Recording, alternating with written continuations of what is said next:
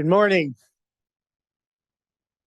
I'm going to keep my portion of the university update short today so that we can bring you an update from the strategy office, who will be presenting some of the important elements of the university that are ongoing by members of our community in support of the strategic plan. So I'm going to start, as I always do, by recognizing our researchers and educators who've received external grant funding. Big congratulations to Dr. Mark Basson, Dr. Stacy Gardner-Buckshaw, Dr. Kevin Fischetto, Dr. Hans Tewison, Miss Patricia Thornborough, and Dr. Jessica Zavala. This last month, we brought in just shy of another $1 million in external research grants for the university. So congratulations to all of you, and we look forward to fruitful efforts of the work that you've had funded by some of our significant partners, both nationally and at the state level. I do want to recognize that we are having Dr. Ronald C join us. Dr. C is an MD PhD who's completing his fellowship training at the University of Pittsburgh. He is a pediatric developmental neurologist and is a co-hire with Akron Children's Hospital and the university. As I understand it, he'll spend about 80% of his time here with us, with our research faculty, and he's really thought to be a distinguished researcher and educator, and he received $1.95 million grant. This is an NIH Director's Early Independence Award. And as Rebecca German shared with me, there are only about 5 of these given out annually. And so Dr. Cease is thought to be somebody who can really elevate the profession, his field, and have big impact on research and improve healthcare. And we're excited to have him come in and join the team at the university. I'd like to recognize Dr. Mariano, who has received the Distinguished Service Award from the American Society of Health Systems Pharmacists.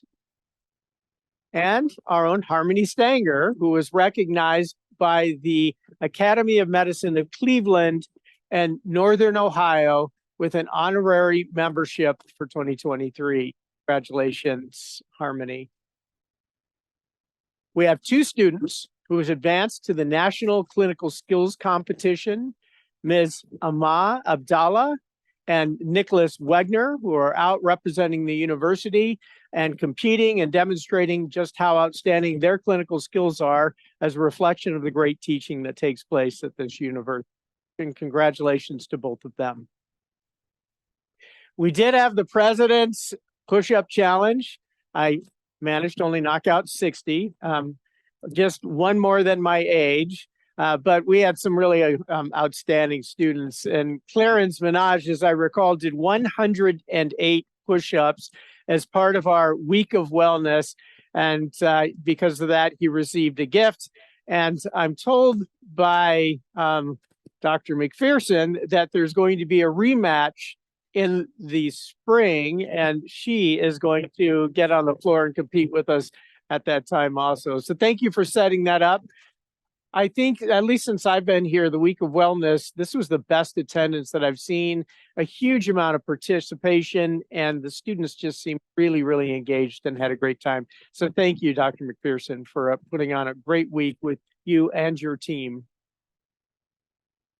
I want to also thank all of you who supported and gave. Dr. Whittingham did finish the 2023 Ironman World Championship.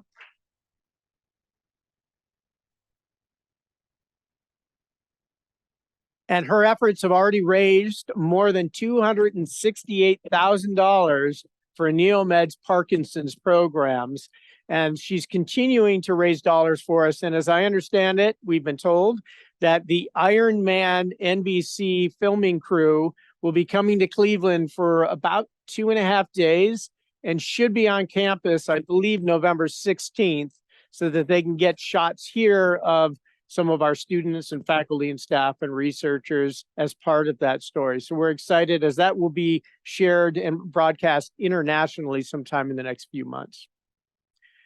Fall Fest is underway. In fact, it starts today with cider and donuts.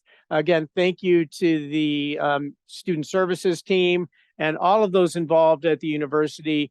These are really important events. These are important for our students, our faculty, our staff, all of us coming together, as this builds that social connectedness, and it helps to de-stress, especially for our students at a time when their semester is really well underway and there are big tests coming, and this is a stressful time in their life. So these are really meaningful events. Please attend if you can. Your presence means a great deal to them, and it shows our support for the students who are here on our campus.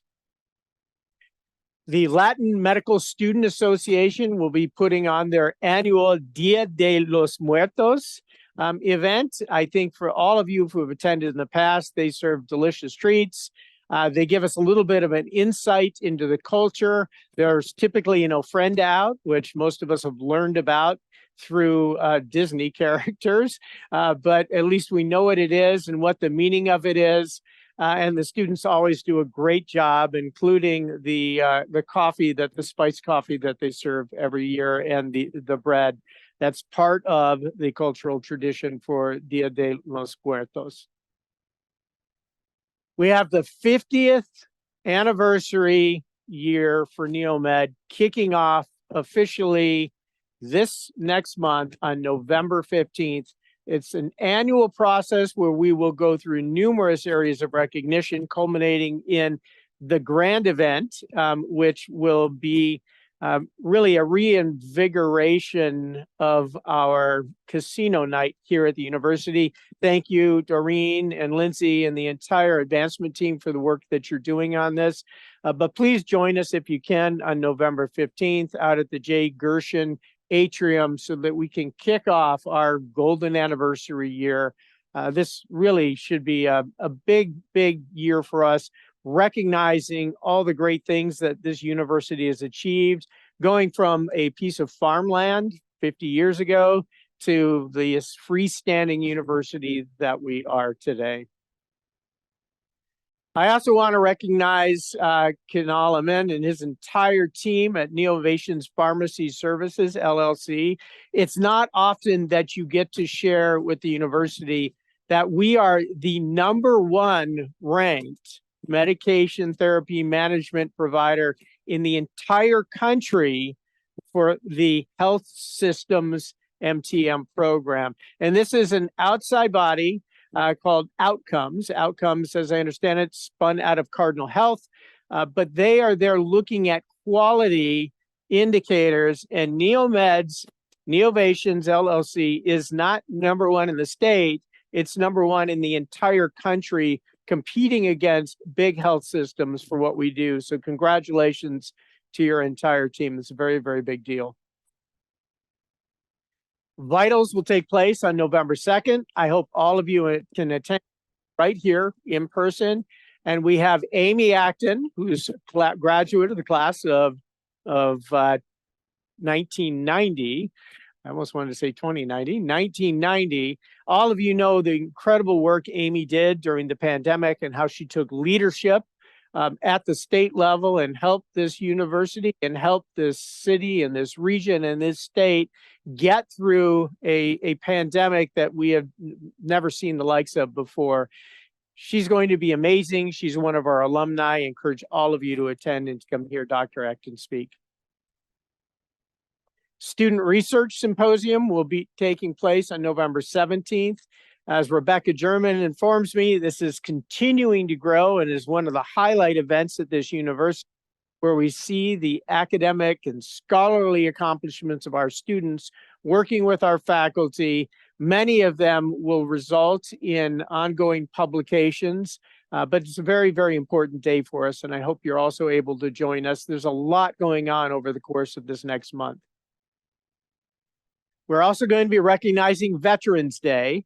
And as we just applied to become a Purple Star University within the state, which demonstrates our commitment to military-connected students and veterans, we've learned that we have at least 19 significantly military-connected students at our university most of them in the College of Medicine, some of them under scholarship for military commitment, others veterans. We also have numerous veterans leading this organization, including our provost, who's a former 3-star admiral, all the way to associate deans and deans who've served time in the military, and Dr. Welton, who is also a retired psychiatrist in the United States Air Force. We, as always, have a day in recognition here at the university for Veterans Day, where people are off and have the opportunity to reflect on what our veterans have done for us. And the role of veterans has been so huge in this country, but we also have to think about what the role of our current serving military personnel can be. We are living in a very, very dangerous time, a great deal of turmoil. All of you see what's going on across this globe, from Russia and China and Hamas and Israel to some of the ethnic cleansing that's been taking place in parts of Africa. This is not a safe world, and our nation's veterans and our current serving military are putting up their hand to go into harm's way to protect our way of life. So please take a moment to reflect on Veterans Day and think about those who've served to really give us the freedoms that we have. And of course, Thanksgiving will be here before we have our next update.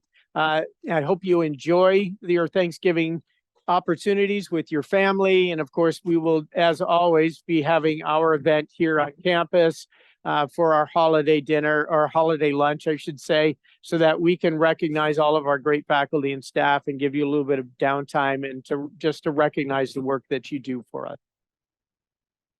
Before I turn the stage over to Lacey Madison and team to give us the strategy update, I was remiss in mentioning that open enrollment will take place starting on November 6th. I believe it's a 2-week period roughly. So please make sure that you get online, that you take care of your enrollment so that we can get you the benefits that you deserve and that you need. And we do need to do it, even if you're not making a change, get on to indicate that you're not making a change. And so before I stop and turn it over to Lacey, I'm going to ask if there are any questions, either from the in-person audience or online.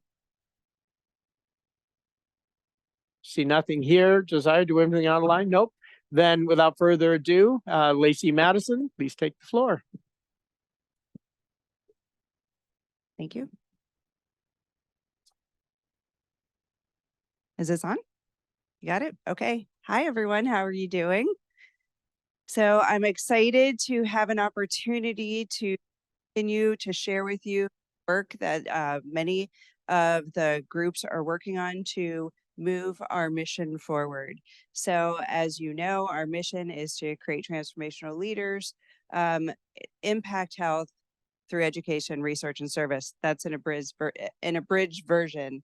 To do that, we have many of you and many folks that we're collaborating with that are working on our 42 initiatives across 6 pillars. And so I can give you a brief progress update on how we're doing visually. You can see overall our strategic plan is moving towards completion at a rate a little bit higher than projected. So we're doing great work and we're able to capture that progress. Across the pillars, you see we're making a lot of effort. Now, this doesn't really mean anything other than, hey, we're capturing a lot of work. So we like to take a moment to, on these occasions, to have folks come up and tell you about the work that we're doing. We will give you an overall progress update after the beginning of the year. We'll bring you all and have all of the pillar leads share with you the work that's going on and opportunities for you to be part of it. But today we're going to introduce you to 4 groups who have worked through making changes, making advancements, and making improvements across our campus. So first up is going to be Dr. Jacqueline Boyle. Dr. Boyle has led the initiative for improving a healthy environment, a healthy campus. And one of the ways that she was able to do that was to identify a gap for some of our students, faculty, and staff here on campus. So Dr. Boyle serves as our Assistant Dean of Student Services and Pharmacy, and I will pass the mic to her to let her share with you how she was able to make an impact. Well, thank you so much. I'm so excited to update you all on this project. And first, I'd like to do a little polling question. How many lactation rooms do we have on campus now?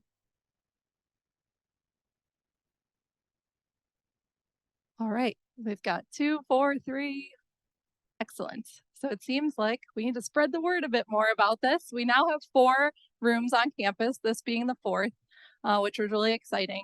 And the next quick question I wanted to know is, where do you think folks were doing their breastfeeding activities? We had a few lactation rooms on campus, but they weren't everywhere. So what do you think was happening? Yeah. Yeah, a lot of folks were doing lactation activities in their office. Students were doing it during class. Some students were trying to find a place to go, and some of them would come into our offices and we would vacate so they can complete those activities. So we identified a huge need for additional spaces. And this process started in 2020, so it has been quite some time.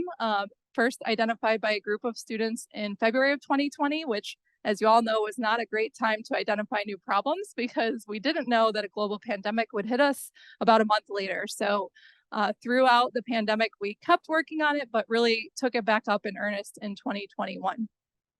So who does this impact? As mentioned, students, faculty, staff, and most importantly, too, those little ones that are benefiting from breastfeeding too. What did we learn through this process? All good things take time. My grandma always told me that, but persistence pays off, and working collaboratively with a lot of folks in this room and outside of this room was really helpful. As you could see, it took about 3 years to get it up and going. How did people interact with us because of the work being done? A lot of encouragement, a lot of collaboration, a lot of persistence of the folks who were working on this project too. And I think what was really the most joyful in this process was realizing that the final product would have a tremendous impact on not only the physical and mental well-being of folks here, but our students were more engaged, happier to be here. We're able to still attend class easily, and we were able to secure a new space on campus. So what challenges did we face? Well, I think finding the right space was really important. So the new space is actually in the F building. It's down by F134. There's a little hallway that leads to a bathroom area, but across the hall from the bathroom, there was a room that we identified finally that was a really good spot that was private, that also didn't put our research animals at risk. We learned during the process that some of the rooms we were originally identifying could expose our research animals to increased allergens. So we were on a mission to find a room that would be more amenable to all parties on campus. We also went a little bit over budget. Sorry about that. We weren't sure of all the anticipated costs with construction and renovation. We also did put a monitor in that room so that students could actually tune into class from the room. Don't worry, there's no camera on that monitor. It's just one way out so they could still attend class while they were completing their lactation activities as well. But I did learn we were able to get an adjustment to our budget, which was great. Thank you to the strategy office for allowing us to do that. And the room is done. So if you want to come check it out, there is a lock on it, so you won't be able to go in when anybody's in there, but there's a nice refrigerator in there. It's very calm and relaxing. It's like a teal setting. So if you didn't see the pictures yet, be sure to come check it out in the F building. And finally, just a big thank you to the entire team that worked on this project with us. Molly O'Malley, Patty Piper, Anissa Strickland, Rebecca German, Dale Luke, Michael Wright, Sam Bliss, Lacey Madison, Bill Chillian, and if I'm missing anyone, thank you so much. It was a great pleasure to be a part of this project.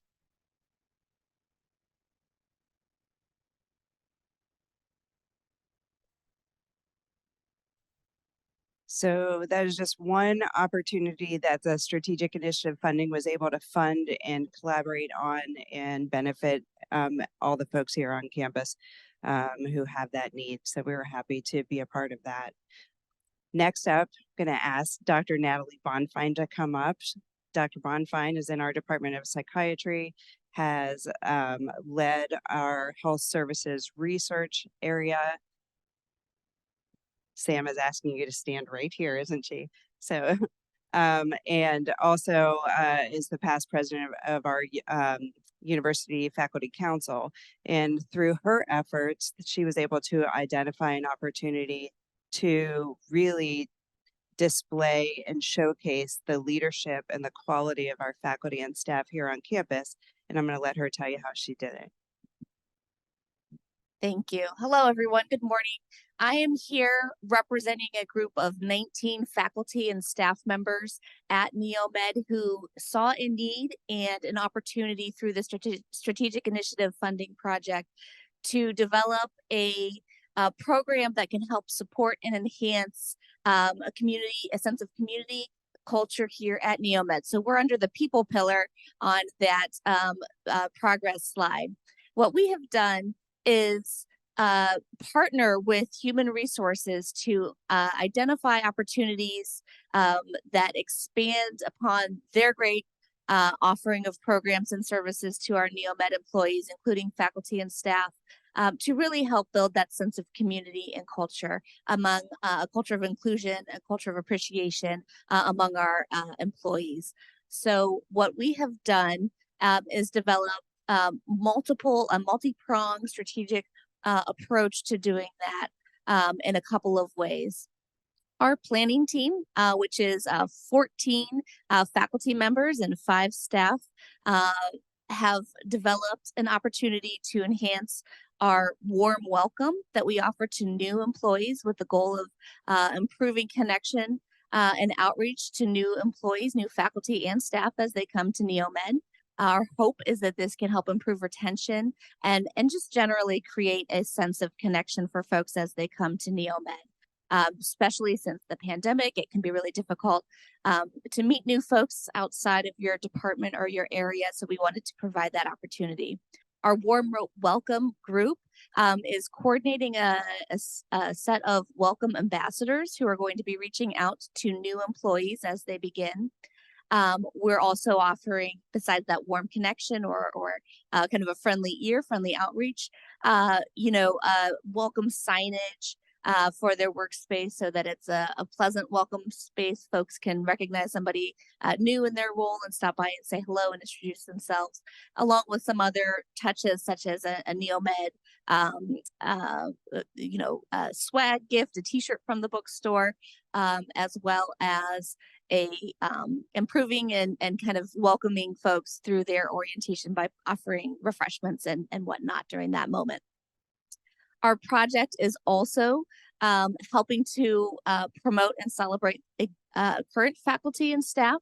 And you may have seen on the monitors around campus some spotlight slides that are rotating through.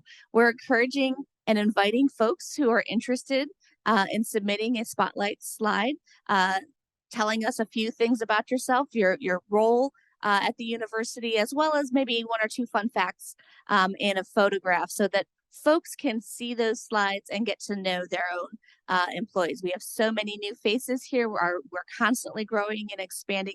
Wonderful opportunity to be able to showcase our new employees as well as our existing employees. Our third initiative is providing opportunities for networking and building social connections.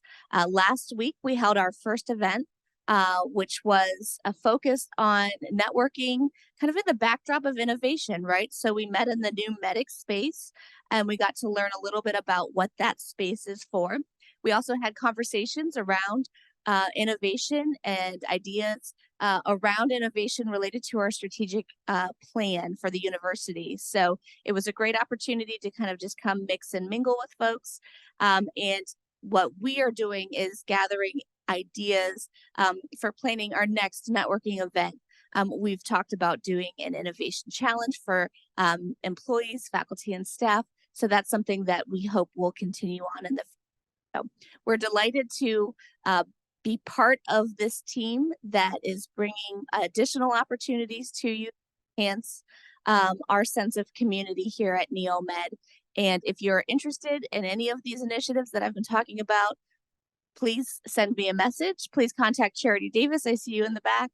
And let us know if you want to be part of this. We are a fun group. We're inclusive. We want your involvement. So please let us know if you're interested in helping out and planning any of these activities. Thank you.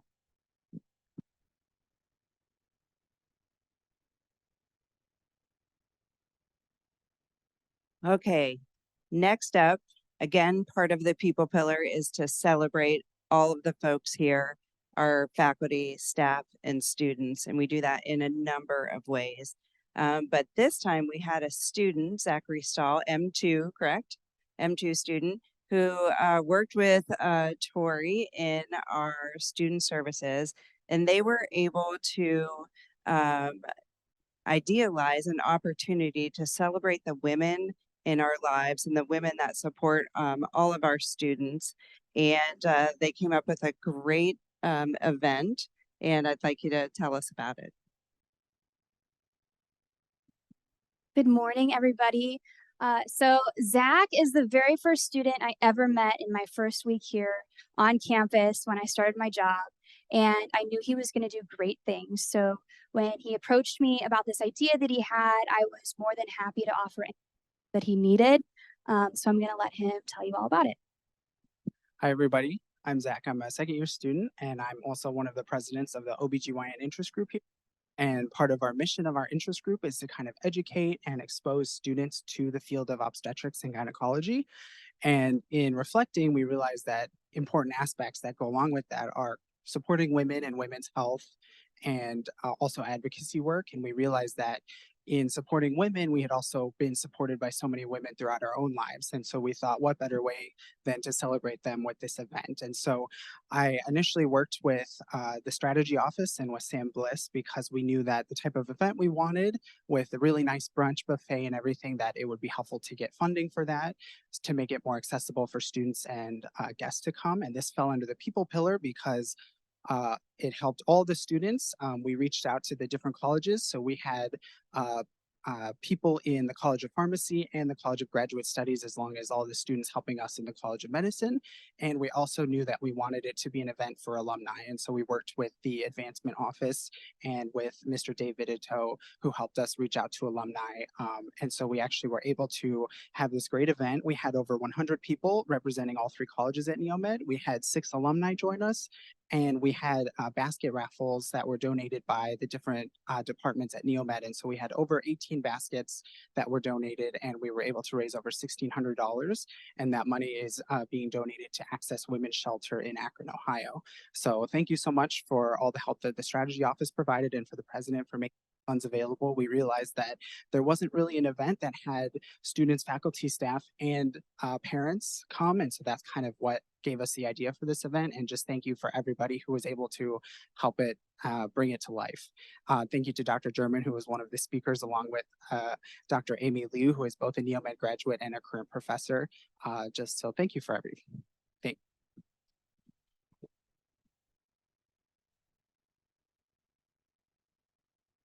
So that's what it's all about. We love to hear from you, the students, about all the great work that you are doing.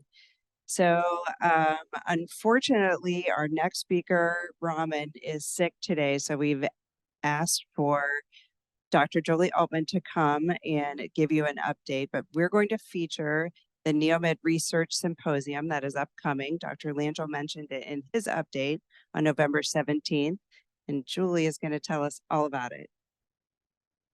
Yeah, Raman, she's been ill, and so she sends her regrets. But yes, so we have 130 posters. We're going to have 16 oral presentations on November 17th from 1 to 5. 29 of the abstracts that were submitted will have a spot showcase in our journal, Medical Sciences, our own NeoMed journal. The students have been working really hard. This is a student-run program. So we have advisors that help our students, but this is the students putting on this huge event. There'll be hors d'oeuvres, there'll be some cookies in the afternoon. We'll have plenary speakers. And so I encourage you guys to support our students, come from any time between 1 and 5. We're also looking for judges. We have about 23 faculty and staff who've volunteered their time to contribute to judging. First time this year, we're going to have first, second, and third place winners for the posters and the orals. And so if you're interested in judging, please email me and I will add you to the list. If you have any questions, I'll be happy to entertain them. Thank you.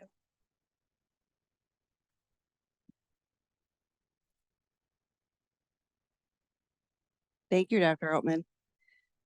So there's a lot of work to be done, but there's a lot of opportunity to do a lot of really cool things that we're currently doing and showcasing, and opportunity to entertain and explore new innovative ideas.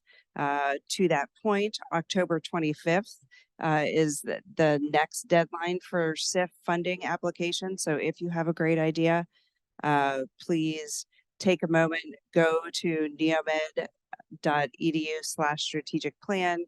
Right there's a link for the strategic initiative funding. Fill out our simple application and we'll work with you to make that happen if it is approved. So I thank you all for the work that you're doing and the work to come, and appreciate your time. That's all I have.